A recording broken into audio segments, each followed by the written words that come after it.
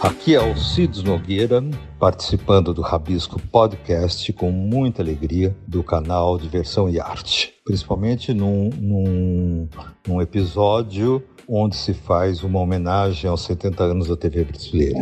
Bom, para mim é colocado o seguinte: se em tempos de YouTube, stream e TV on demand, como que eu vejo a importância da televisão brasileira ao vivo? Eu acho que ao vivo eu não consigo ver, porque há uma diferença muito grande entre o que a televisão brasileira, a televisão aberta produz ao vivo, né, leva para o espectador ao vivo, que o YouTube, nem o stream, nem a TV on demand não levam ao vivo. É conteúdo gravado, né? Então eu acho que se a gente transformar essa pergunta em algo, como é que, se vê a questão do conteúdo da televisão aberta no Brasil e a questão do streaming, do YouTube, da TV on demand, aí sim, eu acho que realmente, né, essas são plataformas que vieram para ficar, elas foram profundamente impactantes, elas conseguiram fidelizar muita gente, né?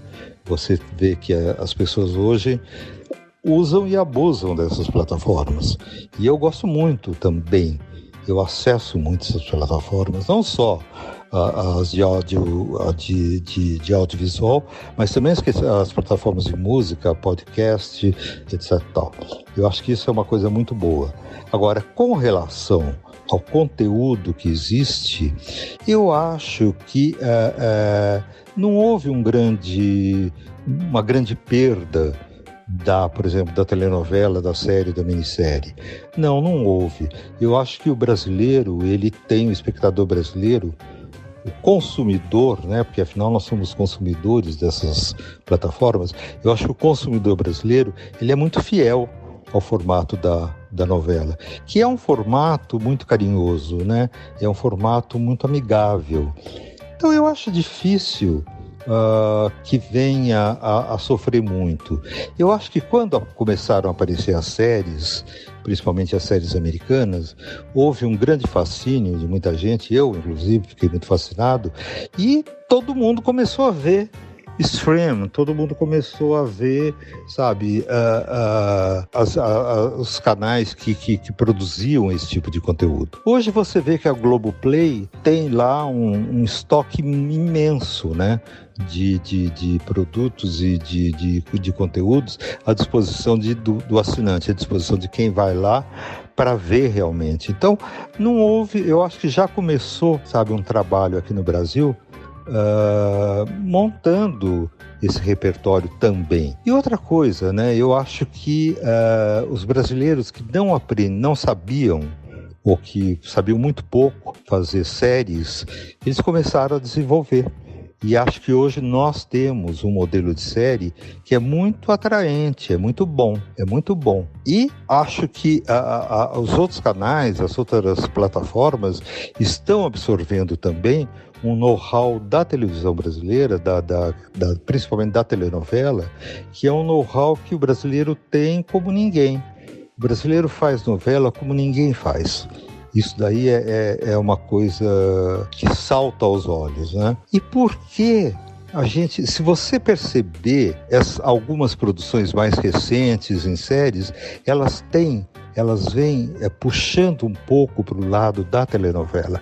Porque é interessante, a telenovela, é claro que você não vai colocar uma telenovela em stream, que isso seria um horror, não tem nem cabimento e uma plataforma não bate com o conteúdo da outra. Agora, adequar a série, a telenovela e a linguagem que há dentro da TV aberta brasileira, isso é perfeitamente possível e acho que é um futuro, acho que é uma saída. É claro que as séries vão continuar sendo séries, as novelas vão continuar sendo novelas, mas eu acho que vai existir um produto híbrido aí que será veiculado pelas plataformas de streaming. E vai ser muito bacana isso, porque eu acho que aumenta muito mais a capacidade, de você chegar a vários estratos, né? Sociais, intelectuais e etc. Eu acho que isso é bacana. Segundo, me perguntaram durante a minha carreira, qual seria o ponto de inflexão, o ponto em que eu, sei lá, senti que ia mudar, que eu ia mudar. Eu acho que quando você tem uma carreira de muitos e muitos anos, tudo isso, de muitos produtos e muitos, projetos que foram desenvolvidos, eu acho que cada projeto é um degrau. Você vai indo. Acho que cada um contribui de uma maneira muito saudável para você mostrar essa sua trajetória. Claro que há momentos em que você percebe que agora eu dei um pulo aqui, um pulo do gato, eu consegui alguma coisa bacana, boa. Isso me aconteceu algumas vezes, né? Me aconteceu com as minisséries que eu escrevi em parceria com Maria Adelaide, Um Só Coração e JK.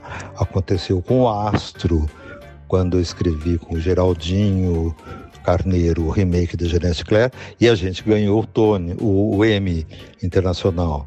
Eu acho que, várias coisas foram acontecendo e foram modificando. Eu acho que o primeiro momento em que isso aconteceu foi com Força de um Desejo, novela que eu escrevi com Gilberto Braga, 1999-2000, e que foi uma novela que tinha uma qualidade muito grande, houve uma harmonia imensa entre todos os setores envolvidos, né? A criação, eu, Gilberto, os colaboradores, a direção maravilhosa do Marcos Paulo e seus assessores, seus diretores assistentes, o elenco que era maravilhoso, né? Maravilhoso. Então, isso deu à Força de um Desejo uma musculatura. Ela é uma novela que tem essa musculatura. E houve, aquela junção para produzir a magia da criação. Eu acho que foi um dos momentos em que eu consegui, dar esse upgrade na minha carreira. E eu fico muito feliz que tenha sido isso, né? Muito feliz. É uma novela que deve voltar agora pelo Globoplay, então as pessoas vão ter oportunidade de ver essa novela. Só foi reprisada uma vez, não vale a pena ver de novo. Estava para ir pelo Viva, acabou não indo, não entendi, mas enfim, eu acho que a gente vai poder ver e conferir se realmente eu estou certo nessa minha opinião ou não.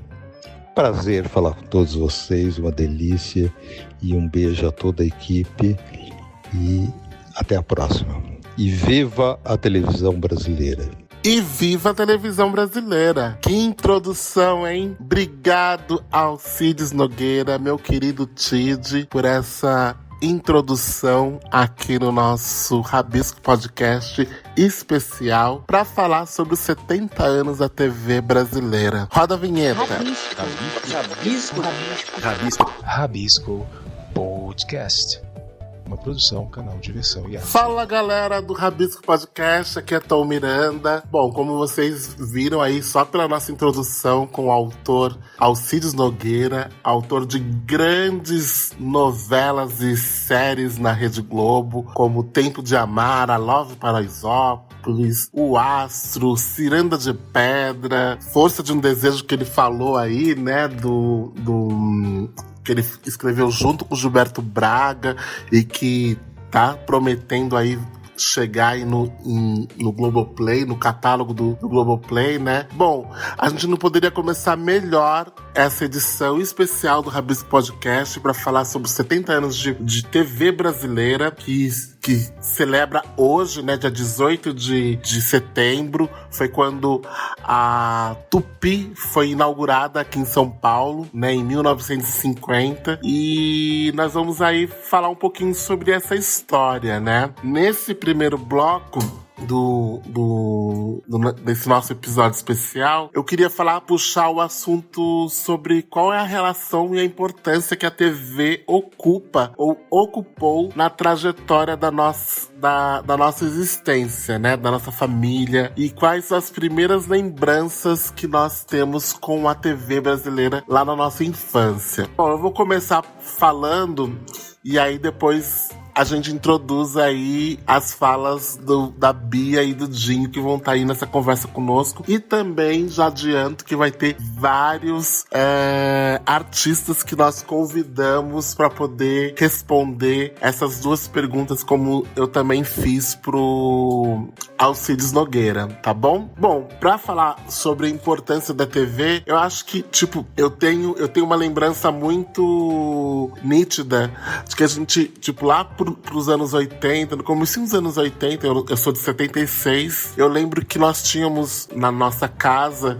uma TV preto e branco, nem lembro o nome da marca, eu sei que ela era amarela e depois a minha mãe conseguiu trocar ela, porque ela era revendedora da Stanley, e com o dinheiro do trabalho dela, ela conseguiu trocar por uma TV colorida da Sharp, que nossa, eu lembro que no prédio que a gente morava lá em Itaquera, nós fomos a primeira família de ter televisão colorida e fazer o maior sucesso, né? Porque, enfim, você passar de ver as coisas em preto e branco e passar a ver tudo colorido, né? Era mágico, né? Eu acho que a TV sempre foi um momento de unir mesmo a família, né? De unir a casa para poder assistir alguma coisa, assistir o jornal, assistir as novelas, assistir os desenhos, os filmes, enfim, tudo que era passado, né? Na TV. E lembrança de infância que eu tenho, eu assisti muito Xuxa, né? Não tive como escapar disso. E eu lembro de assistir Xuxa desde a época dela na TV Manchete. Eu acompanhei a ida dela pra Globo. Lembro que antes dela tinha o Balão Mágico. Todos esses programas infantis me fascinavam naquela época, né? Dos anos 80, 90. E aí tinha todos aqueles desenhos animados, né? Caverna do Dragão, He-Man, Pica-Pau, enfim, tinha tantos desenhos, né, que a gente até perde aqui as contas. Mas eu acho que a primeira relação com a TV é essa, uma relação bem infantilizada mesmo, né, que hoje em dia você não vê mais na TV aberta uma programação voltada para público infantil, né. Eu lembro também, nessa época, de assistir muito TV Cultura e assistir a turma do Bambalalão, né? Ou seja, assim, todas as TVs abertas da época, TV Cultura, no SBT tinha o Bozo, né? E tinha também Mara Maravilha. Na Globo, como eu falei, o Balão Mágico depois veio a ser, quem ocupou aquele espaço foi a Xuxa, né? E tinha na TV Manchete o Clube da Criança, que era comandado pra Xuxa, depois foi passado para outros comandarem, né? Como a própria Angélica, enfim. Era uma época onde que a TV aberta se preocupava em entreter essa criança, né? E era muito legal. E vocês, Bia e Dinho, como que era essa relação de importância da TV na casa de vocês? E quais eram as primeiras lembranças? Que papo legal esse hoje, hein? Esse papo eu gosto. Aliás, eu gosto de todos. Mas esse é especial. Tem muita coisa pra gente dizer, pra gente lembrar, né? E Tom trouxe aí uma porção de novidades para esse programa de hoje, né? Um programa especialíssimo. Bom, a minha relação, né, com a televisão, a importância que ela teve na minha vida especificamente, eu nunca fui muito ligada, muito viciada em televisão, mas eu também não fugi à regra, na verdade. A minha relação com a televisão, com a televisão em casa é mais ou menos a relação de toda a família que viveu, principalmente os anos 80, os anos 90, esse período que antecede a chegada da internet na vida da gente, né? Ou ou a popularização da internet na vida da gente, e que eu acho que a internet modificou profundamente a nossa relação com a televisão. Mas assim, minha casa, a gente sempre arrumou a sala em função do lugar onde estaria o aparelho de televisão, coisa comum a 99,99% das famílias brasileiras, né? A gente assistia num determinado momento da vida o Jornal Nacional como se ali fosse realmente o horário e o lugar da notícia e da verdade, né? Num momento em que a gente não questionava nada, né? Ou questionava muito pouco em relação a hoje. Eu nunca tive uma relação muito apaixonada com programas infantis, mesmo na infância. Eu lembro de ter... sou geração, né, a geração Xuxa, né? Mas eu tive muito pouca... eu não tive nenhum grande vínculo com os programas da Xuxa. Eu lembro de manhã acordar e a televisão... sou eu e meu irmão, um pouco mais velho que eu, e a televisão cantando Quem Quer Pão e o Parabéns, essas coisas assim, mas eu não tenho nenhuma memória muito afetiva dessa relação com os programas de televisão infantis. Lembro muito do Bozo, até pouco tempo sabia o telefone do Bozo, essas coisas que ficam, né? O endereço da Xuxa para mandar carta, essas coisas que marcam, né? E lembro de ter ido assistir gravação de um programa do, acho que Patati Patatá, mas tenho memórias assim muito espaçadas, assim, nenhuma grande memória afetiva sobre isso. E lembro das novelas, né? As novelas que marcaram a vida da gente, que eu acho que na televisão a principal marca que a televisão deixa na vida da gente, né? As histórias das telenovelas, né? No decorrer dos tempos aí. E de família, minha mãe, minha tia, elas têm uma lembrança muito grande de infância, de um período em que elas moravam, né? Eles eram 4 irmãos e moravam no quintal da Rádio Tupi, né? Onde ficava o transmissor da rádio. E porque meu avô trabalhava na rádio. E do período em que chegou a televisão no Brasil, e o pessoal do Assis Chateaubriand ir montar monitor, porque a gente não tinha aparelhos de televisão, né? Então ela lembra, isso é uma memória que ela sempre traz nas conversas, dessa experiência de ajudá-los a montar monitor, né? Porque a televisão ia começar a transmissão no Brasil e a gente precisava, né? Precisava-se dessas adaptações desses aparelhos, né? E é uma memória bem assim, é a chegada dela, literalmente a chegada dela, né? E ela lembra de um helicóptero baixando no lugar, que era um lugar, né, uma área verde muito grande, um lugar onde ficava a antena na zona sul de São Paulo. Então tem umas memórias assim que são bem interessantes, que são dos primórdios mesmo da TV. E isso, né, que ocupou a vida delas e ocupou a memória da gente que sempre ouviu essas histórias, né? Essa é a minha relação. Eu gosto muito dos estudos da televisão, eu olho para a televisão com muito carinho e entendo a importância dela, entendo que as coisas se modificaram, mas eu não assumo para mim aquela conversa de que agora a televisão perdeu, né, a força que ela tinha, se modificou.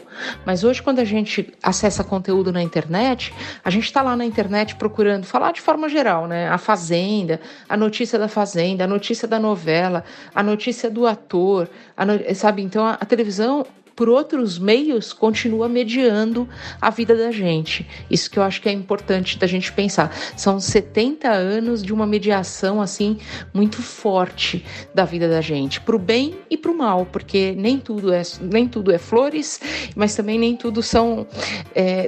Tem coisas interessantes que foram trazidas pela TV e tem coisas pesadas, principalmente dentro de um campo ideológico, político, que foram também mediadas pela televisão, né? Tem vários filmes aí pra gente assistir que falam muito sobre como a televisão mediou o nosso olhar para a realidade, como ela mediou por muitos momentos o acesso que a gente teve aos fatos e também silenciou aquilo que uma determinada camada da população desejava que fosse silenciado. Ela sempre teve um papel ideológico muito forte. É como o cinema nos Estados Unidos, né? A indústria do cinema norte-americano é uma indústria ideológica muito forte. A televisão é a nossa. Fala, galera do Rabisco Podcast, eu, Dinho Santos, chegando aqui. Bia, Tom, como vocês estão? E olha só, a televisão completando aí 70 anos no Brasil. E falar um pouco da importância da TV na minha vida, na minha trajetória, gente. Isso vai muito do começo, porque eu cresci ao lado dos estúdios do SBT, quando era ali na Vila Guilherme, na Taliba, Leonel. Morava muito perto, então eu podia acompanhar essa movimentação de artistas, tudo que era produzido pelo SBT na época, os programas de auditório do Silvio Santos. Participei de vários. Domingo no Parque, que era gincana estudantil, escola contra escola e tal. Eu participei de várias edições, show de calouros. Então, ver tudo isso desde muito cedo e acompanhar toda aquela grande produção de programas infantis que o SBT fazia na época também, tinha o Bozo, Mara Maravilha, Simoni, que mais? Tinha também o Sérgio Malandro, acredita? Fazendo programa infantil. Enfim, eu acho que isso que é muito marcante pra mim. Eu lembro disso com muito carinho, toda essa história. Tinha até umas brincadeiras que quando eu era pequeno, os meus pais, ou porque eles não gostavam, ou porque o sinal era ruim, e a gente acabava assistindo praticamente o SBT, e minha mãe não gostava da Xuxa e falava que a gente não podia assistir outra emissora por conta que a Xuxa não era uma boa referência e tal. Então a gente assistia muito essa programação infantil do SBT, e eu me recordo disso com muito carinho. Valeu, Bia e Dinho, adorei a lembrança de vocês. Bom, vou trazer pra nossa conversa agora 2 atores que eu adoro. Primeiro, que eu vou falar, ele fez Tititi, o remake de Tititi, fez Sangue Bom, fez Os 10 Mandamentos, enfim, fez um monte de coisa bacana aí na TV. Eu queria perguntar pra ele o seguinte, é o Júlio Oliveira, né? O ator Júlio Oliveira. Júlio, em tempos de YouTube, streaming e TV on demand, como que você vê a importância da programação da televisão brasileira ao vivo? Bom, acho que eu vou começar falando sobre um exemplo específico, tá? Até pouco tempo atrás, a minha geração mesmo, ela pegou uma vivência em que as pessoas saíam dos seus trabalhos correndo para conseguir pegar o transporte público e chegar em casa a tempo da sua bendita novela. Acontece que, com a plataforma streaming, com a invenção da internet, as pessoas descobriram que elas eram um pouco mais proprietárias do seu próprio tempo. Elas não precisariam exatamente realizar as suas programações, assistir as suas coisas enquanto a televisão determinava isso. A internet, né, ela proporciona com que o espectador consiga determinar o tempo em que ele vai consumir o produto. Eu acho que essa é a principal mudança que a gente tem percebido, né? Inclusive, as grandes televisões estão também produzindo conteúdos exclusivos para a plataforma streaming. Então, isso já é muito nítido, né? Para mim, essa é a principal diferença. Agora, todo veículo de comunicação sempre será importante no seu tempo, né?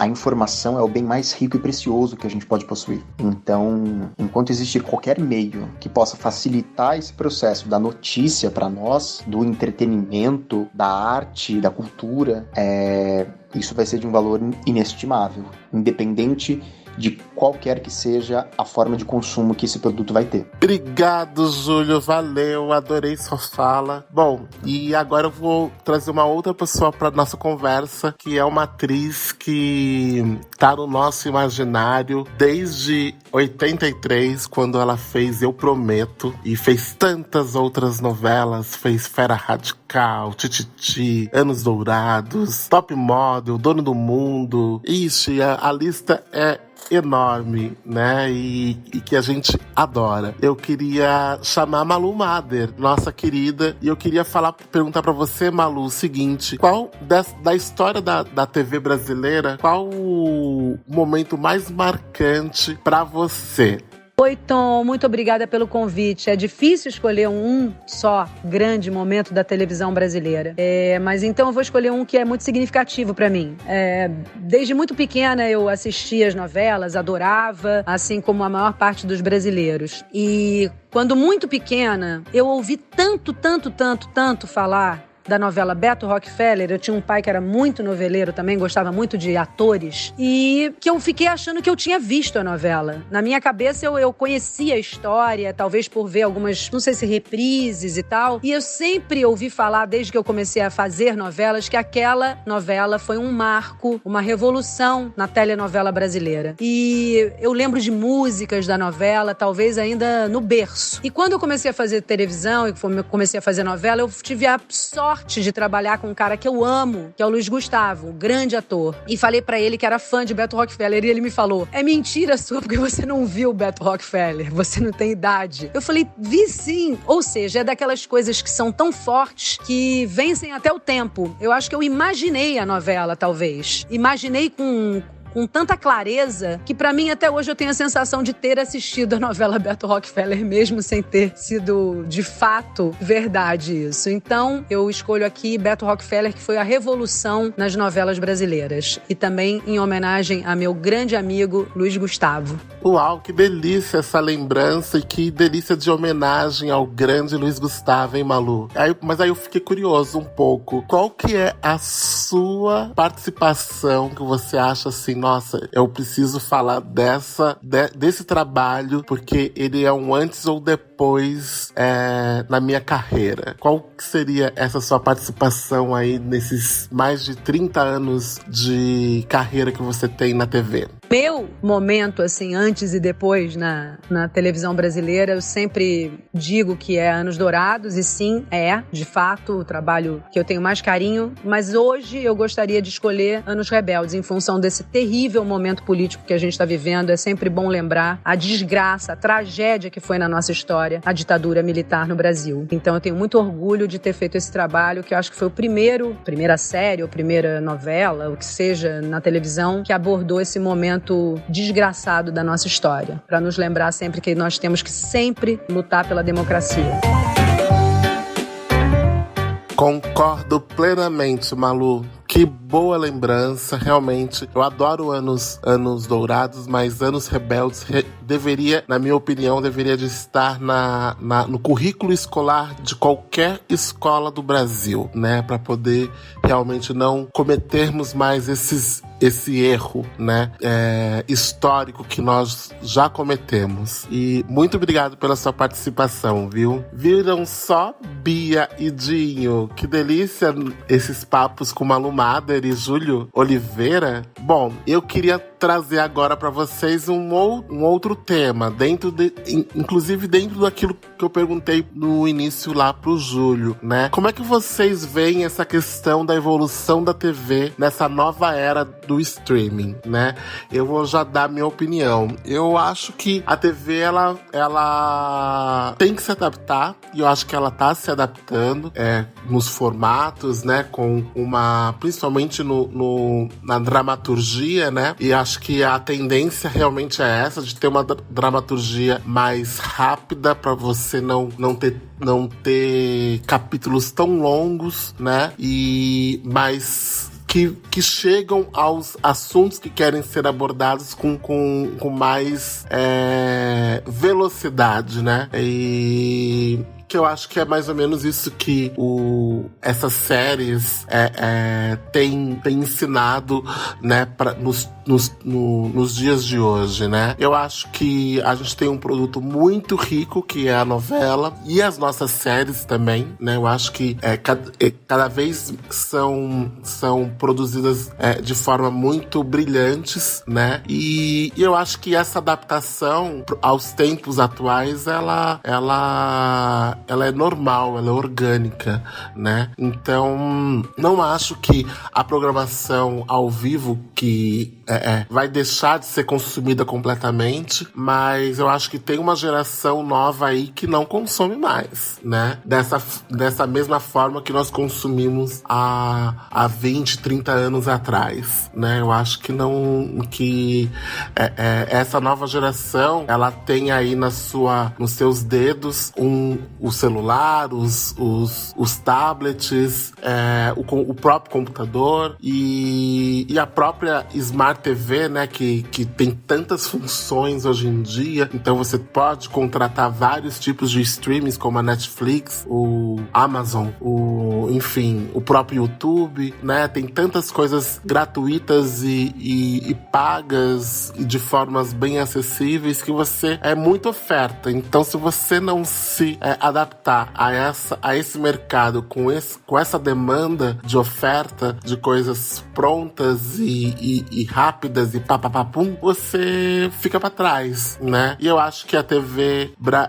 principalmente a TV aberta brasileira, ela tem tentado encontrar esses novos caminhos, né? Veja o Globoplay, que tem esse streaming da Globo, que tá tentando dialogar com esse novo, com essa nova realidade, não é mesmo? E aí, o que vocês acham? Em Dinho, em Bia, o que vocês acham dessa questão da evolução da TV? Olha, Tom, eu acho que essa evolução da TV, que já vem acontecendo há algum tempo, que ganhou essa força tremenda agora com a pandemia, é excepcional, porque eu acho que o ponto principal que ela trouxe pra gente foi nos desprender daquela obrigatoriedade de só acompanhar aquilo na hora que é apresentado na TV aberta.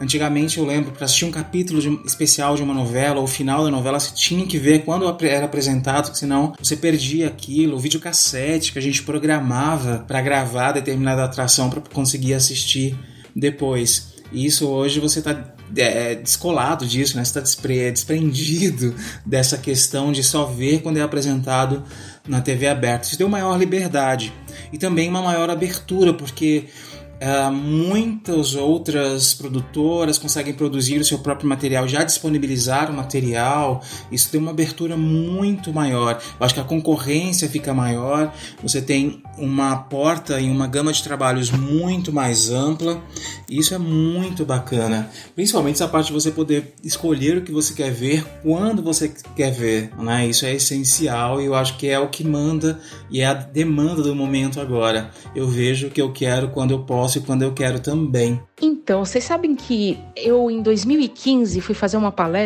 uma palestra numa universidade em Uberlândia, e era um evento de comunicação, e a pessoa que falou antes de mim, em 2005, a pessoa que falou antes de mim era uma pessoa da Globo, que foi falar em Uberlândia sobre as previsões do que seria a TV digital no Brasil.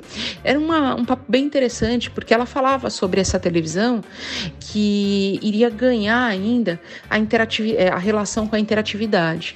E ela trouxe uma porção de exemplos de coisas que a Globo já vinha há anos pensando, quer dizer, se antecipou em muito a chegada da própria tecnologia que possibilitou a TV digital no Brasil, mas dos estudos que eles vinham fazendo, das perspectivas, de como eles enxergavam, de como transformar a televisão em algo interativo, né? Que eu acho que é um dos pontos interessantes antes da gente chegar, inclusive, à relação com o streaming. É bem interessante a gente pensar que a TV, ela é talvez um dos meios mais difíceis de gerar interatividade. Ela precisa necessariamente dos outros meios, até que chegue, né, num determinado momento da história, chega a Smart TV, a TV que liga direto na internet e tal, mas ainda assim a gente é muito dependente, a televisão continua muito dependente dos outros meios. Então ela precisa do Twitter, ela precisa, em determinada situação, do telefone, ela precisa da internet o tempo todo, ela precisa sempre de um outro dispositivo na relação que ela cria com o conteúdo. Isso é uma das limitações que a gente ainda não conseguiu extrapolar, né, dentro desse contexto do avanço tecnológico na relação com a televisão. Eu acho bem interessante essa nova era que a gente vem vivendo, inclusive dos Netflix da vida, para além e da própria televisão, né, quando você pega Globo e Globoplay. Acho bem interessante porque, primeiro, ela diversifica realmente um conteúdo, né? E o conteúdo nacional, principalmente por causa da chegada da Netflix, eu acho que o conteúdo nacional ele ganha muita força, ele ganha uma potência bem interessante, que principalmente conteúdo de cinema, ou conteúdo, né, de audiovisual dentro dessas narrativas dramáticas e tal, eu acho que ele ganha em... A gente abre outras janelas de contato, de relação, e a gente, como consumidor da informação, da notícia, do conteúdo, ganha autonomia, né, diante dessas plataformas, porque a gente assiste na hora que a gente quer, a gente assiste o que a gente quer, a gente assiste da forma que a gente quer, e então isso diversifica demais a relação e dá muito mais, passa para a mão da audiência, que somos nós, o direito a várias escolhas. Isso eu acho bem legal, eu acho que democratiza em muito sentido. A gente sempre teve no Brasil uma força assim, centralizadora da Rede Globo sobre o resto, né? Sobre as outras produções, sobre as outras empresas de produção televisiva e tudo. E de repente vem essas estrangeiras, vem a Netflix, vem a Amazon, vem e assim, e dividem com a Globo no seu né, no espaço de importância. Isso é muito legal, assim, quebrar uma hegemonia, quebrar quase um monopólio, praticamente um monopólio. Eu acho que isso é sempre muito positivo. E ganha todo mundo, ganha quem produz, que tem mais espaço.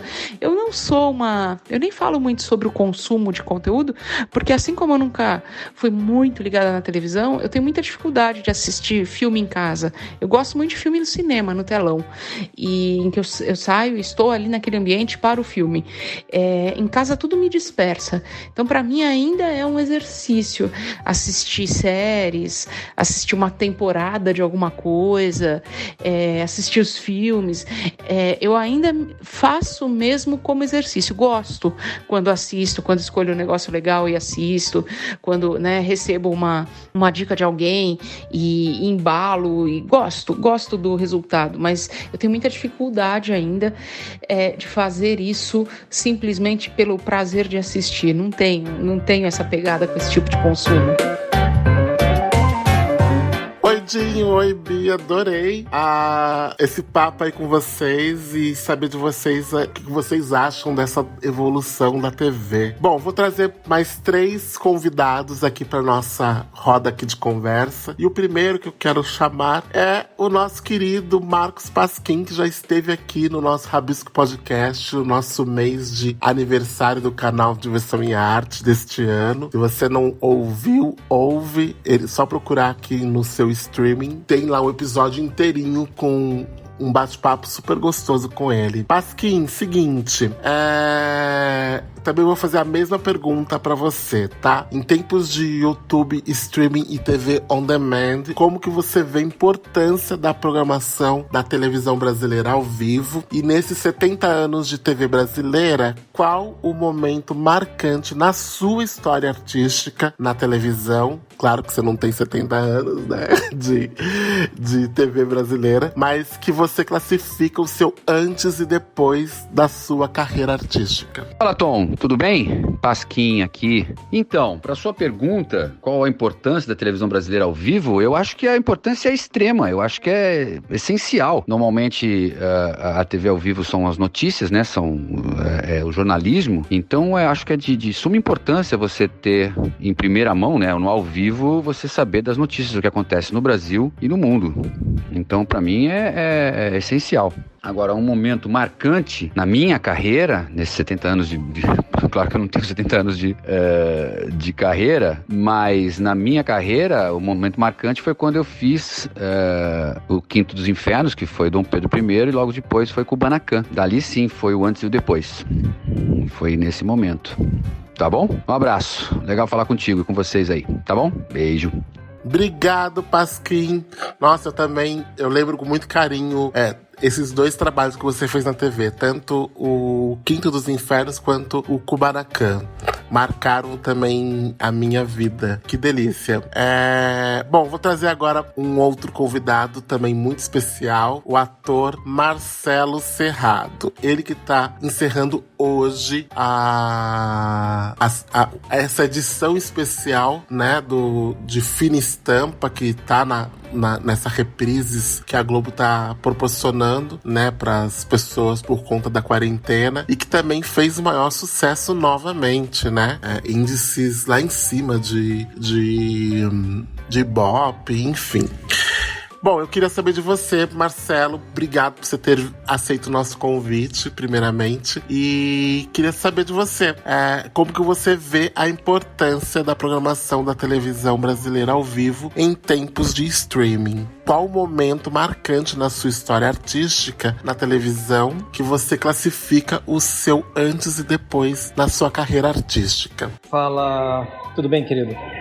Então, a importância da TV é enorme, né? Você vê que eu acho que no momento agora as pessoas estão vendo muito TV aberta também, as novelas, a própria novela que eu fiz está fazendo um sucesso incrível, né? Dando números fantásticos. Eu acho que a minha história vai muito antes do Cro e depois do Cro, né? Eu acho que vai muito antes do Delegado Nogueira que eu fiz na Record. Aquilo foi um divisor de águas, né? Prova de Amor, o Delegado Nogueira foi um divisor de águas na minha volta para a Globo e para personagens fortes que eu fiz depois. Obrigado, Marcelo Serrado, adorei. Volte sempre que você quiser, viu? Bom, para fechar esse bloco, a minha terceira convidada é uma querida atriz.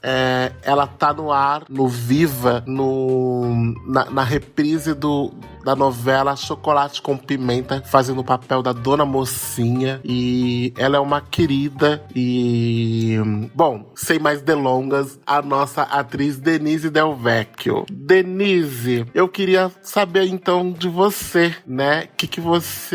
Como que você tá vendo essa evolução da TV brasileira e como que você vê a importância da programação dessa TV brasileira ao vivo em tempos de YouTube, streaming e TV on demand? Não há como discutir num país do tamanho do Brasil a importância da TV aberta. A televisão trouxe, na reunião em torno do seu aparelho, discussões, divertimento, polêmicas, um pouco de história.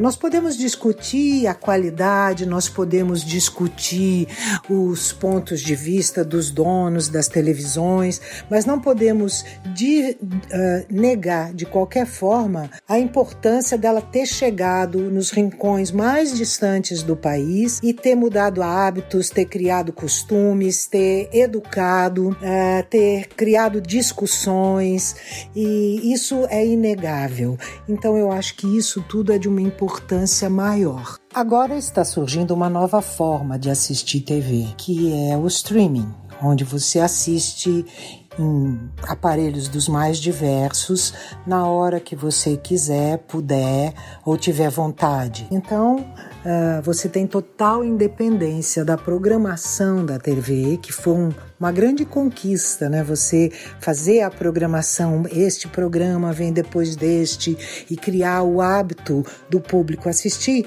Hoje em dia isso está caindo por terra. Se bem que eu acho que ainda vai durar bastante tempo, especialmente aqui no Brasil. Mas está surgindo esse hábito de assistir sozinho. Então, esse assistir sozinho te priva daquela reunião. Às vezes era uma reunião numa praça, as pessoas assistindo um capítulo de novela.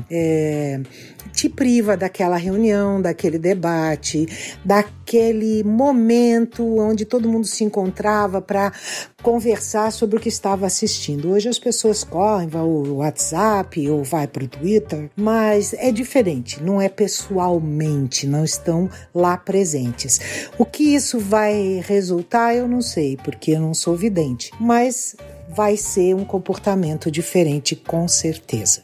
Adorei suas colocações, Denise. Muito legal. E para encerrar aqui nosso papinho, eu queria saber, nesses 70 anos de TV brasileira, qual o seu momento marcante na sua história artística na televisão que você classifica como o seu antes e depois na sua carreira artística? Eu vou falar de 2 momentos, porque eles modificaram a minha vida de formas diferentes. Então, o primeiro momento que mudou a minha vida, e carreira longa como a minha me permite 2 momentos, foi quando eu fiz Fera Radical, porque eu encontrei um elenco espetacular que tinha Yara Amaral, Lara Cardoso, Paulo Goulart, Elias Glazer, Zé Maia e os jovens Malu Mader, Cláudia Abreu, Carla Camurati, e mais uma porção de gente incrível trabalhando, com uma direção do Gonzaga Blota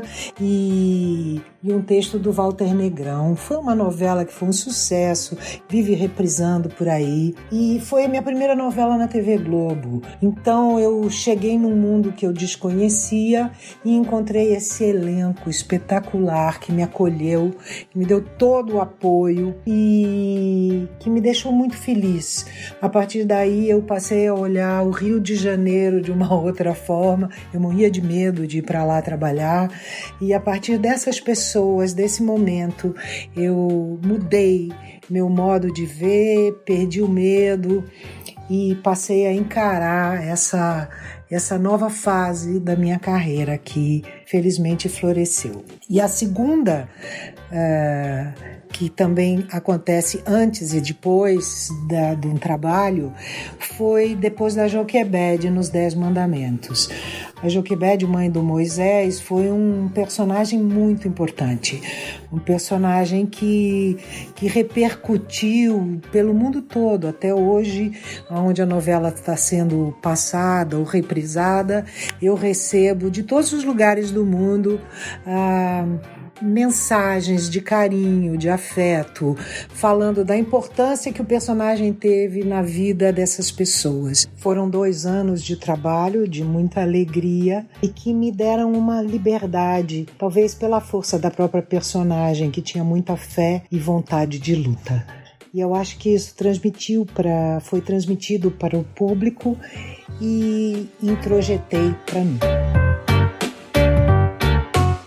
Realmente 2 lembranças marcantes, Denise. Muito obrigado mais uma vez e que você volte sempre aqui no nosso Rabisco Podcast e no nosso canal Diversão e Arte, viu? Bom, gostaram, Bia e Dinho? Que delícia, né? Esses papos aí com Marcos Pasquim, Marcelo Serrado e Denise Del Vecchio, né? E, bom, como eles falam muito de novela e o que é o universo deles, eu fiquei pensando para esse terceiro bloco o seguinte tema. A novela é um patrimônio cultural brasileiro, né? Desde a era do rádio. Nesses 70 anos de história da TV brasileira, qual novela marcou a vida de vocês? Hein? De você, Bia, de você, Dinho, de você, nosso ouvinte aí do Rabisco. E qual artista tornou-se um ícone pra você? Bom, eu poderia falar aqui uma lista enorme de novelas. Top Model, Vale Tudo, né? Tava tentando lembrar de Vale Tudo por causa... Tava lembrando dos temas de novela, né? Que também daria outro bloco maravilhoso. Mas, enfim, eu acho que cada momento do Brasil, acho que teve uma novela muito marcante, né? Eu acho que essas novelas, elas prendem realmente a atenção. Eu lembro quando no final dos anos 90 teve História de Amor, teve aquelas novelas todas do Maneco, né? Que agora estão sendo reprisadas lá no começo dos anos 80 também, dos anos 2000, com Laços de Família, Mulheres Apaixonadas, enfim, um monte de novelas incríveis que passaram, né? Mas eu vou ficar aqui com 2 que eu gostava muito e que falava muito comigo na minha adolescência, que era Vamp, do Antônio Calmon, né? Dirigida pelo Jorge Fernando, e eu adorava aquela coisa dos vampiros e era muito legal naquela época, né? Até virou há alguns anos atrás um grande musical, né? E trazendo de volta aí a Cláudia Hanna, o Neila Torraca no musical, e que ficou fantástico. Poxa, são muitas, acho que eu não tem como escolher só uma só mesmo, não. Mas vou ficar com essas lembranças, então, né? E um artista que se tornou ícone, pra mim, eu não tenho como não deixar de falar da Dona Fernanda Montenegro, que pra mim é uma das grandes artistas brasileiras e que a gente já teve a honra aqui de falar com ela aqui no nosso Rabisco. E tudo que ela fez na TV, eu acho que sempre foi de marca muito indelével mesmo, né? Eu gosto, que nem agora mesmo me vem à cabeça a personagem que ela fez em Riacho Doce, quando ela fez Cambalacho, quando ela fez a Jacutinga de Renascer. Enfim, são tantas novelas. Quando ela fez O Dono do Mundo. Enfim, são muitas novelas e séries que me marcaram mesmo, assim, pela atuação grandiosa da Fernanda Montenegro. Então é isso. E você, Bia e Dinho? A Bia eu desconfio. Mas eu quero saber qual que foi a novela que marcou a vida de vocês e qual é esse artista que tornou-se um ícone pra vocês. Vamos lá? Poxa, que pergunta. Novela é uma coisa que eu gosto. Olha que coisa, na contramão de tudo, né? Eu falo que eu não assisto muito, que eu não consumo muito, que eu não tenho muita paciência. Mas é toda a história, né? Quando a gente é da geração novela, né? Eu gosto muito das novelas antigas, assim. Eu tenho algumas falhas eu falo que eu gosto de estudar isso e tal, mas eu falo, por exemplo, Avenida Brasil eu não assisti.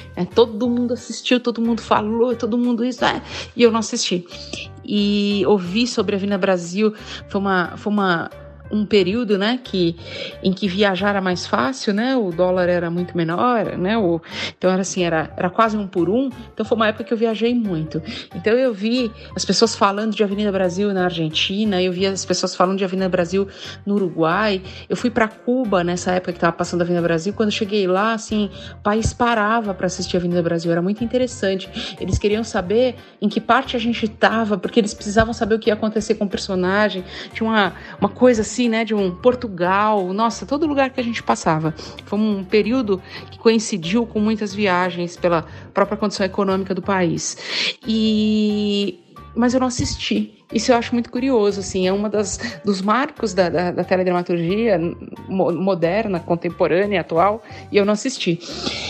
Eu gosto das antigas, assim, memórias minhas. Eu tenho uma memória muito forte de Salvador da Pátria, de Fera Radical, é uma das primeiras que eu lembro de ter assistido ainda criança, de Tieta, claro, adoro Tieta, eu gosto dessas, Pagador de Promessa, eu gosto dessas temáticas regionais, sempre gostei. Eu gosto muito dessa coisa da cultura popular, né? Então eu gosto dessas novelas que localizam nesses espaços, as histórias se localizam.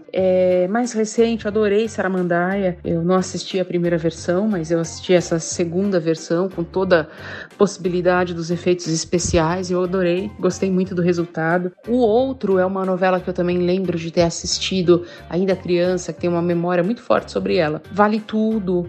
A novela tem bastante referências, assim, eu não sei se eu teria uma melhor. Talvez se eu ficasse entre as melhores, né, sob a minha experiência, eu ficaria entre... Roque Santeiro, né? Eu ficaria entre Roque Santeiro e Tieta, que foram as duas que eu gostei muito. Agora, artistas, qual artista se tornou um ícone? Eu tenho muitos também. Eu tenho uma admiração por vários artistas enorme. Fernanda Montenegro, claro, não porque dizem, mas porque né? Não tem discussão. Pensando. Lembro demais do Paulo Altrano em novelas, gostava.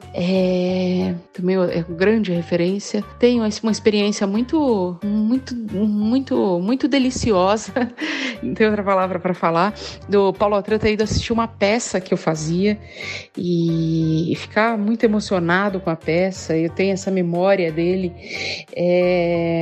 Zé Maier, claro, adoro o Zé Maier e acho ele um bruta de um ator.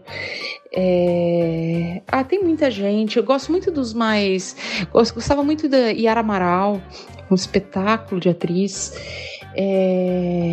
Carlos Zara, numa época bem antiga das novelas, Eva Vilma, putz, né, para mim, a gente fala muito de vilãs, assim, mas uma das melhores vilãs para mim é a Eva Vilma em A Indomada, ela fazendo Altiva, é uma bruta de uma atriz.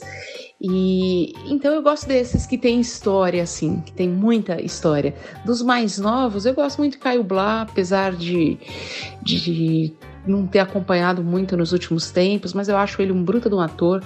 Daniel Oliveira, né, eu adoro ele também, acho. São 2 atores de uma geração mais nova que eu gosto muito.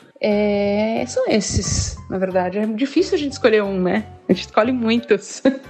Realmente, novela é um patrimônio brasileiro, né? A gente tem esse hábito de acompanhar e assistir a novela. E eu lembro com muito carinho da novela Renascer. Eu lembro do ator Leonardo Vieira. Por muito tempo ele foi um exemplo para mim do que eu queria e de como eu queria chegar, porque a atuação dele nessa novela Renascer para mim foi muito marcante, principalmente porque era o começo de carreira dele também e tal, e o cara se apresentou tão bem. Então esse momento, essa novela Renascer foi muito bacana. E uma outra novela que eu não posso deixar de citar, que é Chica da Silva, com a Thaís Araújo. É excepcional, essa novela é um marco da TV pela sua qualidade de forma geral. As atuações são incríveis, o elenco é maravilhoso, todo mundo muito engajado, os figurinos são excepcionais. É uma das novelas que eu lembro que tem um dos melhores figurinos que eu já vi, porque ele é um figurino muito realista. Eu vejo novelas hoje de época, os figurinos parecem que foram passados, engomados, é tudo muito novo, reluzente, as casas, tudo é muito surreal, na verdade, né? Muito irreal. E nessa novela Chica da Silva é tudo desprendido disso, é tudo meio sujo, é tudo meio do momento mesmo. Quem é escravo ali tá no momento realmente sofrido, e isso é mostrado sem dó, sabe? É nu e cru. Todo esse momento histórico brasileiro, e a novela deixa isso muito explícita. Então acho que pra mim é uma das novelas geniais. Thaís Araújo tá sensacional, Drica Moraes nem se diga, Drica tá um espetáculo nessa novela que é impagável. E a minha artista, olha só, falei dessas novelas e vou para uma artista de uma outra novela, que é da novela Selva de Pedra, que é a Fernanda Torres. Eu amo a Fernanda Torres, o trabalho dela para mim ela é o meu ícone, é o meu exemplo de atriz, porque ela manda muito bem em todas as regiões da atuação. No drama, eu lembro dela na novela Selva de Pedra, em pequenos recortes, e depois no cinema com O Que É Isso, Companheiro, onde ela já me ganhou total, e depois, claro, com Os Normais, que ali ela é um desbunde. Eu não consigo deixar de lembrar da Vani e da Fernanda Torres. Ela é sensacional demais. Ela é o personagem é ela. E ver que ela saiu desse momento drama, sério, comédia, e se dá muito bem com a comédia. Depois ela fez outras comédias, depois ela fez outros dramas. Um filme que ela fez com a Fernanda Montenegro, que é a mãe dela, também é excepcional. Casa de Areia, um drama genial. Então pra mim ela é esse ícone, porque ela brinca nesses todos os universos da dramaturgia, além de ser uma maravilhosa autora também, escritora sensacional. Então meu ícone, claro, Fernanda Torres.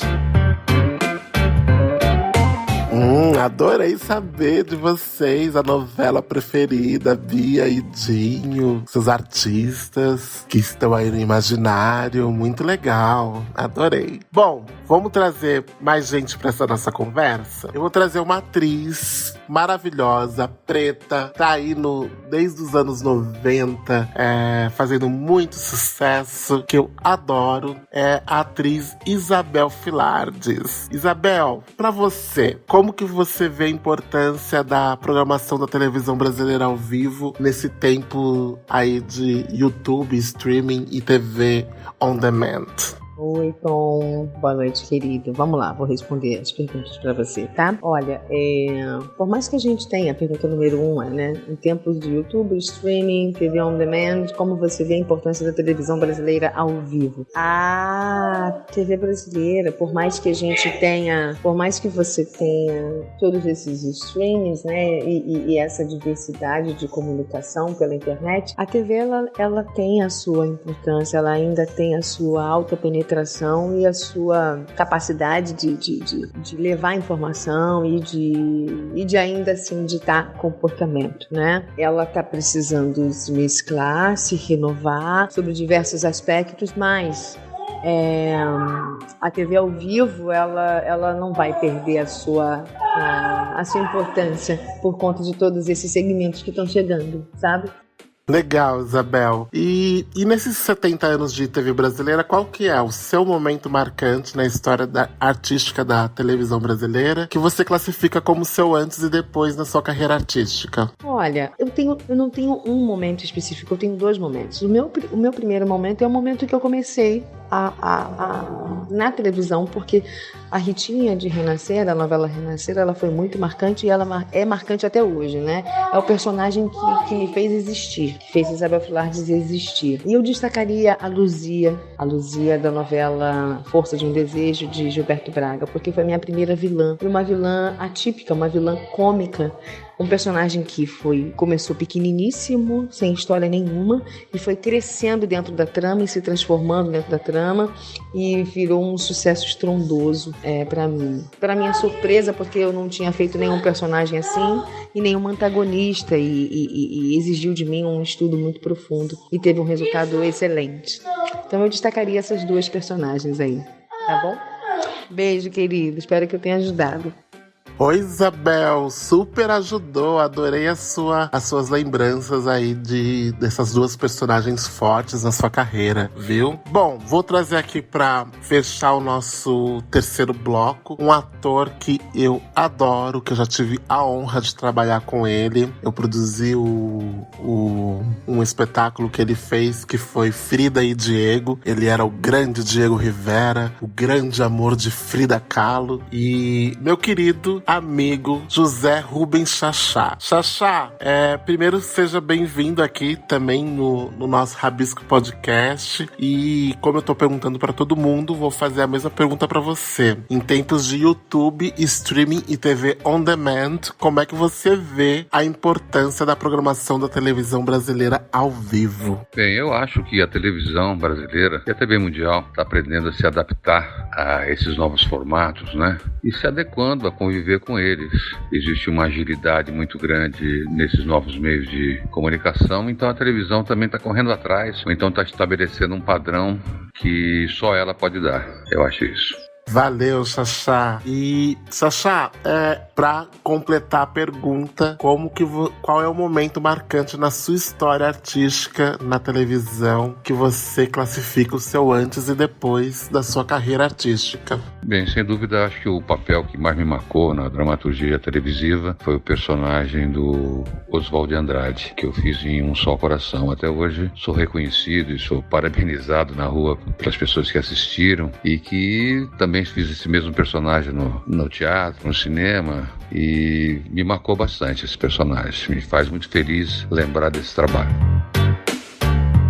Que legal, Xaxá, que lembrança legal falar sobre Oswald Andrade, esse ícone histórico da nossa história, né? Mesmo. Muito legal. Falando em história, eu vou trazer aqui um tema para esse último bloco, né? Do nosso Rabisco Podcast especial 70 anos da TV brasileira. E queria perguntar para vocês, Dinho e Bia, qual evento histórico registrado pela TV que vocês presenciaram? E olhando para a história da TV brasileira, o que vocês elegeriam como o melhor e o pior da sua história, né? O que vocês elencariam, né, como como o melhor e o pior da história da TV brasileira, né? Bom, para a primeira pergunta, eu lembro muito forte quando o Pedro Bial estava como correspondente da TV Globo, né, na Alemanha, e ele presenciou e reportou de lá a queda do Muro de Berlim, né? É realmente um momento histórico. Um outro momento que eu posso destacar e que eu lembro com muita nitidez, eu era muito pequeno, mas eu lembro com muita nitidez, foi quando houve aqueles comícios da Direta Já e finalmente acabou a ditadura militar, né, em meados dos anos 80. E logo em seguida, depois, acho que 2 anos depois, foi promulgada a Constituição Brasileira. Eu lembro muito forte isso na minha memória, de ver isso no jornalismo da Globo, de ver aqueles showmícios, né? Eu lembro da Fafá de Belém cantando o hino brasileiro, né? Do Milton cantando a Coração de Estudante. Eu acho essas lembranças, acho que porque também tem uma ligação muito forte com a música, me vem muito forte quando eu lembro de ter presenciado isso vendo a TV, né? Então eu destaco esses 3 aí. E como melhor e pior, olha, eu acho que eu vou ficar com a Xuxa mesmo, sabe? Eu acho que ela fez uma carreira que se desdobrou em tantas outras coisas na TV, né? Que talvez hoje eu não consumiria, mas naquela época eu consumi. E ela, de um programa de TV, ela fez filmes, fez discos, shows, desenhos, gibi, brinquedos, roupas, tanta coisa que se desdobrou, né, por conta de um programa de TV. E eu acho que é um case muito interessante. E eu vou ficar com mais uma coisa do melhor, que eu vou puxar a sardinha para uma artista que eu amo muito, que é Marisa Monte, né? Marisa, ela apareceu pro grande público através da TV Manchete, quando a TV Manchete quis fazer um especial de fim de ano com que deu origem ao primeiro álbum da Marisa, o MM, ao vivo, né? E eu acho isso um marco na TV brasileira. O pior, eu acho que eu vou ficar com aquelas guerras muitas vezes infundadas pela audiência, né? Principalmente no domingo, com Faustão fazendo sushi erótico, Gugu Liberato fazendo banheira do Gugu. Nossa, era um pouco deplorável aquilo, né? Mas é isso, eu acho. E vocês, Dinho e Bia, qual o evento histórico que vocês viram pela TV e que vocês elencariam, né, como o melhor e pior da história da TV brasileira? Ai, meu Deus, isso entrega a idade, hein, Tom? Mas vamos lá. Um evento que eu acho que me marcou bastante, que eu lembro, eu era pequeno, eu era criança, foi em 1987, que foi a Parada dos Dias das Crianças do SBT. Eles trouxeram uma espécie de super-homem sobrevoando a cidade. Como eu já disse que eu morava ao lado do SBT, eu vi tudo isso acontecendo, eles colocando o boneco no helicóptero e partindo ali, sobrevoando a cidade de São Paulo com esse boneco pendurado no helicóptero que representava o super-homem. E teve a parada de todos os artistas do SBT, então Hebe, Sérgio Malandro, Malandro, Simoni, Mara Maravilha, o próprio Silvio Santos e Pedro de Lara, o pessoal da Praça é Nossa. Então toda essa galera em carros alegóricos pelo centro ali de São Paulo, né, em Anhangabaú e tudo mais. Então essa é uma das grandes memórias que eu tenho, de poder desfrutar desse momento do SBT. Eu acho que tinham apenas 6 anos de existência na época o SBT, e fez essa grande festa colocando todo o seu elenco de artistas nas ruas de São Paulo. Foi um evento muito marcante também, é isso que eu me lembro com muito carinho. Poxa, eu não sei, assim, que eu presenciei, acho que nada, pra falar a verdade, assim, que eu estivesse presente no lugar das coisas de grandes impactos, né? Mas notícias de o tsunami do Japão, o 11 de setembro, eu lembro de estar saindo da faculdade quando eu soube do 11 de setembro. Eu estudava de manhã, minha mãe me ligou, uma época que a gente já tinha celular, e me dá a notícia que ela estava vendo na televisão, e esse impacto, né? A crise dos refugiados recentemente, aqueles barcos, aquela criança que morreu afogada numa tentativa, né, de fuga, né, de sua terra com seu pai. Eu acho que é terrível. Acho que essas crises humanitárias que a televisão transmitiu pra gente, a Guerra do Golfo, lembro de ter assistido a Guerra do Golfo, foi a primeira guerra transmitida ao vivo, né, lembro muito disso. São coisas muito impactantes. Agora, o que eu elegeria de melhor e de pior? Poxa, sabe uma memória que eu tenho da televisão? Uma das primeiras que eu tenho, não de melhor e de pior, mas ainda das coisas. A morte do Tancredo. Eu lembro da televisão tocando o dia inteiro, Coração de Estudante.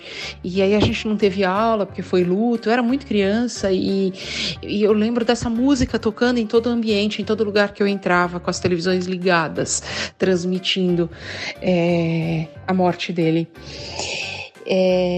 Bom, sobre o melhor e o pior, acho que o melhor que a televisão oferece pra gente são as produções de novelas e séries. Eu acho que isso é a grande contribuição dela, pelo menos da televisão brasileira, para a história, para a nossa história, para a história da cultura, para a história da arte, para a história do entretenimento, para uma história política e social, inclusive. Eu acho que essa é a grande contribuição da televisão. A pior, que eu elegeria como pior coisa da história da televisão, eu acho que quando ela esquece o lugar, em muitos momentos da história isso aconteceu, de uma pseudo-isenção, pelo menos, de uma tentativa de isenção, e ela se mistura com interesses políticos muito claros, muito fortes e muito, muito violentos dentro da história brasileira. Eu acho que quando a gente fala de televisão, a gente não tem como não assistir com um olhar crítico, mas assistir um filme como Muito Além do Cidadão Kane. É um filme que retrata a história da Globo. Uma das capas desse filme chegou a ser proibido aqui no Brasil na época que lançaram. Ele foi produzido, é um documentário produzido pela BBC de Londres, e uma das capas desse filme é o logo da Globo cheio de baratas. Esse filme ele é muito interessante, a gente exercitando essa capacidade de fazer uma análise crítica, lembrando de se perguntar quem fala, por que fala, onde isso está sendo falado, para construir os filtros necessários, mas ela é muito interessante para a gente ver o poder da televisão quando ela se mistura com a política, e a televisão brasileira ela é muito política, não só a Globo, estou usando a Globo como exemplo, mas a gente pode pegar a Record, a Bandeirantes, a gente pode pegar qualquer grande emissora, o SBT tá aí mostrando para que veio, enfim, aí eu acho isso muito preocupante, quando esse poder, e ela existe para isso, na verdade, né? Quando esse poder ideológico se sobrepõe à nossa capacidade de análise crítica. E aí, se eu assisto Record, eu passo a ser um olho da Record para o mundo. Se eu assisto só a Globo, o meu olho é da Globo para o mundo, e assim por diante. E eu deixo de perceber as camadas dos textos, né? Eu deixo de perceber perceber que existem interesses e que então, sempre que eu acesso uma notícia, eu deveria acessar ela em mais de uma fonte, para que daí eu possa construir a minha opinião e não a opinião da Globo, da Record, da Bandeirantes, do SBT, do que for, do meio que for.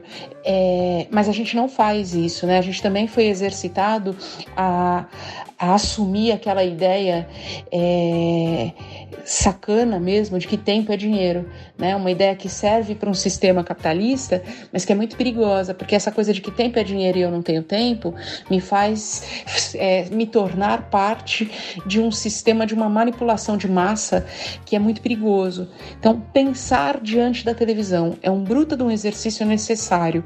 Quando eu consigo pensar e construir a crítica diante daquilo que eu ouço, que eu vejo, e não simplesmente aceitar tudo que eu ouço, que eu vejo, aí ela deixa de ser tão violenta e aí eu consigo me relacionar de uma forma mais saudável com ela. É um bruto domínio. A gente está falando de um veículo de comunicação de massa que está fazendo 70 anos no Brasil, que tem uma importância muito grande, positiva e que a gente pode olhar para ela positiva ou negativamente, e que a gente precisa de um cuidado muito grande no consumo, principalmente daquilo que passa por um campo que a gente chama jornalismo. O que é notícia, a gente precisa de cuidado. E o que é entretenimento, também, na verdade, ele também vem recheado de ideologia.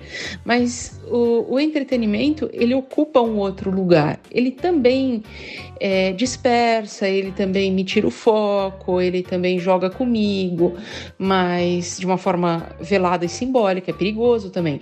Mas ele é menos voraz, eu acho. Então eu acho que o que ela traz de melhor são as produções de novelas e telenovelas, e séries, desculpa. E o que ela traz de pior é essa manipulação sobre a nossa forma de entender a realidade. Isso é uma questão histórica que acompanha ela desde que ela foi criada e desde que ela chegou aqui pra gente. Mas ainda assim, eu sou apaixonada pelos estudos da televisão. É isso que eu tenho para dizer. Eu tô adorando as falas que o Tom trouxe. Para mim é um bruto de um presente ouvir essas pessoas que fazem parte da história da televisão falando sobre a televisão. E eu tenho um bruta de um respeito por elas. Tenho um respeito enorme pelas pessoas que fazem a televisão, porque essas pessoas é que construíram essa potência que é a televisão há 70 anos dominando uma realidade de um país com dimensões continentais como o nosso. Eu tenho uma admiração muito grande pelos autores, pelos artistas, por alguns diretores, pelas pessoas que fazem, muito mais do que pelas pessoas que gerenciam. É isso que eu tenho da televisão.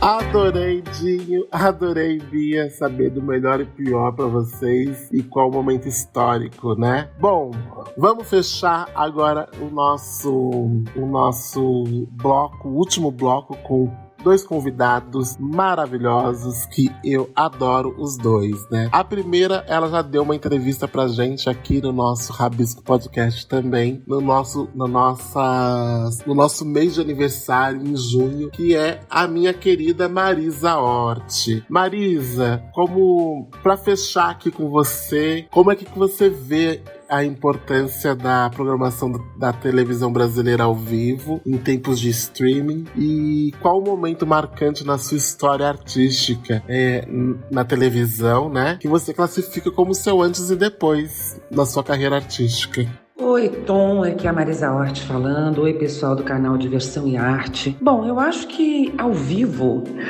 parece quase um pleonasmo. É o mais legal de tudo, né? A gente tá vivo, desculpe ser redundante, mas é o teatro sempre vivo, é o começo de tudo, é o improviso, é o real calor humano, é muito legal. A gente não pode, acho que nunca, perder isso, senão fica tudo fake, né? Com o avanço cada vez maior das tecnologias, a gente pode montar uma pessoa, montar um texto, montar tudo. Ao vivo é coração, ao vivo é de verdade. Eu sou absolutamente defensora de tudo ao vivo. Rádio ao vivo, TV ao vivo e teatro. ao vivo. Sim, e o que eu acho que mudou a minha carreira totalmente sai de baixo, que era de alguma maneira ao vivo. Não era ao vivo no ar, alguns foram feitos e exibidos na mesma hora, mas a gente fazia com plateia. Então a plateia era de verdade. O Teatro Procópio Ferreira lotado, fazemos 2 sessões, todas as gravações. A sessão que ficava mais inteira a gente usava de base e a outra para eventuais coberturas de cenas que não davam certo. Quer dizer, a gente tinha possibilidade de refazer, bababá, mas dentro do limite da vergonha da plateia real que estava ali na nossa frente, né? Então eu costumo dizer que eu gosto tanto de teatro que até o meu maior sucesso na TV era teatro. Então, ao vivo, gente, é o nosso contato com a realidade. Só isso, acho fundamental. Mudou a minha vida, obviamente, antes de Magda e depois de Magda. É isso, viva o ao vivo. Beijo. Obrigado, Marisa. Não tem como não falar de Magda, né? Ela realmente foi um marco na sua carreira. E que delícia ouvir os seus argumentos sobre a TV ao vivo, né? Essa TV teatro, né? Muito legal. E, bom, meu último convidado, ele... Primeiro, seja muito bem-vindo. Ele que fez agora dessa quarentena, eu assisti 2 trabalhos deliciosos dele no Globoplay, né? Que foi o Cabral de Todas as Mulheres do Mundo e o Jaime do Diário de um Confinado, lá com o Bruno Mazel, o meu querido Matheus Nastergalli. Matheus, seja bem-vindo e que delícia ter você aqui. E eu queria fechar com você esse bate-papo especial sobre os 70 anos da TV brasileira, também te perguntando como é que você vê essa importância da programação da televisão brasileira ao vivo, nesses tempos de streaming e TV on demand, né? E qual o momento marcante na sua história artística na televisão que você classifica o seu antes e depois da sua carreira artística? A televisão brasileira é a formadora, praticamente, da consciência ou da inconsciência coletiva desse nosso Brasil. É basicamente o principal lugar, até há pouco tempo, onde o público todo o Brasil tem acesso às informações necessárias para compreender o que acontece pelo mundo, e também para ter acesso à dramaturgia. E nós somos uma dramaturgia maravilhosa. A televisão brasileira é feita por grandes dramaturgos na área em que eu atuo. A coisa é muito espantosa. A riqueza de temas, a variedade de temas, de dramaturgias, a qualidade de muitos trabalhos é exemplar.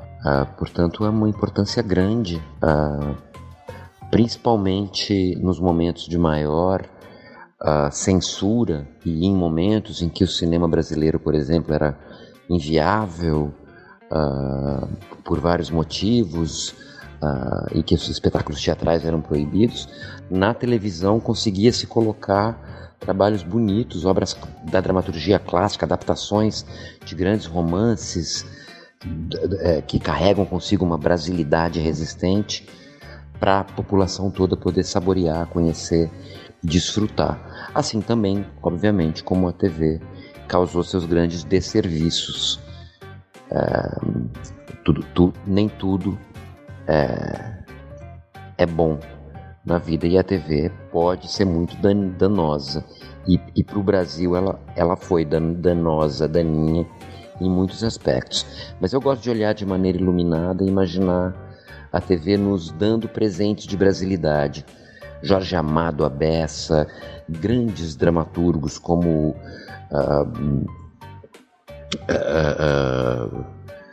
Nossa Senhora, Ariano Suassuna foi adaptado diversas vezes, Nelson Rodrigues foi adaptado diversas vezes para a TV, enfim, novelistas maravilhosos, né? Que escreviam folhetins demais, o que é Roque Santeiro, por exemplo, né? Enfim, é para se comemorar o aniversário da televisão e também para se fazer uma autocrítica sempre. Mas você sabe de uma coisa? A segunda pergunta, quando você pergunta o que é para mim, na minha vida pessoal, o momento ápice da TV e que gera um antes e depois, eu poderia te dizer várias coisas, porque eu fiz muitos trabalhos muito legais que marcaram bastante a minha vida e o Brasil.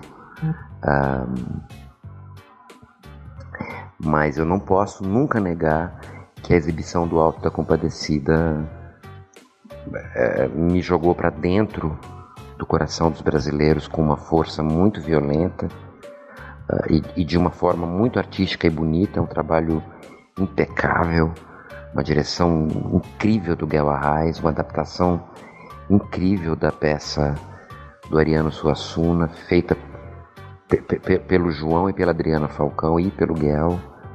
Uma entrega fantástica de um elenco magistral, e eu e Selton Mello como protagonistas fomos jogados diretamente para dentro do coração do povo brasileiro. Eu acho que o Alto inclusive contribuiu para essas pazes que o Brasil acabou fazendo com seu cinema e mudou efetivamente minha vida, não só obviamente em termos de popularidade, mas desde o Alto eu entendo muito claramente como a TV pode ser linda quando ela é feita com talento, vocação e uma alegria consequente. Obrigado, Matheus. Nossa, que delícia a sua fala. E ela acho que fecha com chave de ouro esse bate-papo super gostoso, essa reflexão super deliciosa para falar sobre 70 anos de TV brasileira, viu? Me despeço aqui, agradecendo a todos que conseguiram ouvir até aqui o nosso especial 70 anos de TV brasileira. Obrigado a todos que participaram. Quero agradecer um por um o autor de novelas Alcides Nogueira, os atores Júlio Oliveira, a Malu Mader, o Marcos Pasquim, o Marcelo Serrado, a Denise Del Vecchio, Isabel Filardes, José Rubens Chachá, Marisa e o querido Matheus Nastergalli. Obrigado, Bia, obrigado, Dinho. Foi uma delícia mergulhar nessas lembranças aí e para falar sobre a TV, né? Esse objeto tão importante dentro dos nossos lares e dentro das nossas mãos, né? Porque agora a TV também virou celular, também virou tablet, e eu acho que é isso, beleza? Um beijo pra todo mundo e até semana que vem. Que show! Tom, os seus convidados foram maravilhosos. Que conversa linda e que conversa necessária. Ela precisa se estender, que tem muita coisa pra gente falar. Opa, e é isso aí. Vou ficando por aqui. Dinho Santos despedindo. Câmbio, desligo. Mas, pô, que programa legal. Brincadeiras à parte. História da TV e ouvir de tanta gente super interessante, super engajada na área e na TV, que faz parte dessa história da TV e aqui com a gente, dando seus depoimentos. Que bacana. Mas é isso. Vou ficando por aqui e a gente se vê no próximo programa, semana que vem. Abraço, até já. Você ouviu o Rabisco Podcast do canal Diversão e Arte. Nosso programa vai ao ar às sextas-feiras e você o encontra nas principais plataformas de áudio streaming e podcast como a Anchor, Spotify, Deezer, Google Podcast, Apple Podcast e muitos outros. Você encontra todo o nosso conteúdo com os programas, artigos, notícias, críticas, crônicas e tudo mais do universo da arte e cultura no nosso portal canaldiversãoearte.com.br. Inclusive lá você encontra todos os caminhos para nos achar nas redes sociais. O Rabisco Podcast tem apresentação e roteiro de Tom Miranda, Bia Ramstaller e Dinho Santos. Edição de Fred Cunha. Colaboração de Thaís Britor e Vitor Luz. Coprodução Produtora WB. Produção e realização Canal Diversão e Arte. Canal Diversão e Arte, a sua identidade digital brasileira. Você interessado em cultura, arte, diversão? Ouça o podcast Rabisco, do canal Diversão e Arte.